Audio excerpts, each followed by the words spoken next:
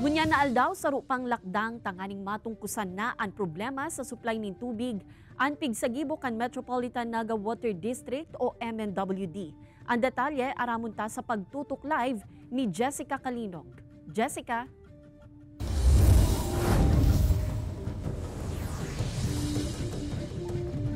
Kate, pasado alauna nin hapon kasubago kan paandaron na kan Metropolitan Naga Water District asin kan Naga City LGU itong Almeda 2 pumping station na haloy namang pigahalat na maging operational. Sa tabang ka ito, piguhurot man o lugod, mainaanaman da itong mga lugar na nagkakaiguanin problema sa supply kan tubig.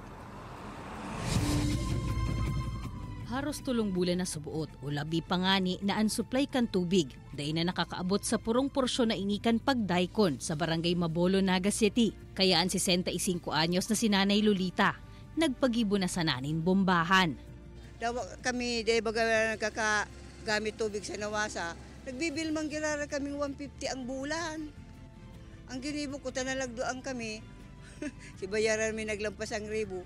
Pagpaputol ko na muna, ma'am, tamayo umaan, dahil man kami nakakakuang tubig. Alagad en kasumandaang makaabot na sa saindang lugar ang bulos kan tubig. Iyo, di papabalik ko, garang gripo ming pinutulan ta. Di na kami nagpabakal ng tubig inumun, diyan na kami nag-iirinom. Posible naman na mangyari iyan. Taginibo na ngunya na aldaw ang pag-inject na nin tubig sa transmission line kan Almeda 2 pumping station. Sa pag-operate na kaining Almeda 2 pumping station, piglalauman na sa mga masunod na aldaw, semana, asin mga bulan, masisimbaga naman ang haloy ng problema sa maluya hasta pagkawara kan bulos kan tubig sa pirang mga nasasakupang lugar kan Metropolitan Naga Water District. Partikular na mabebenepisyaran kan pag-andar na kaini, an porsyon kan pagdaikon Mabolo, Barangay Abelia, asin Sabang sa Naga City, siring man an porsyon kan Banwaan kan Kamaligan, asin Gainza. So after ka maka-inject sa system ang Almeda, hilingon ta. Ano si pagbabago? Pirang pressure baga talaga sinaitao kang Almeda pumping station. Sa ngunyan, nagpapadagos pa man ang paghaman sa Carolina 5 asin Pacol 4 pumping stations kan MNWD. Kung matapos na ini, iuna ang makakatabang sa pagsupply nin tubig sa kasentruhan kan Naga City.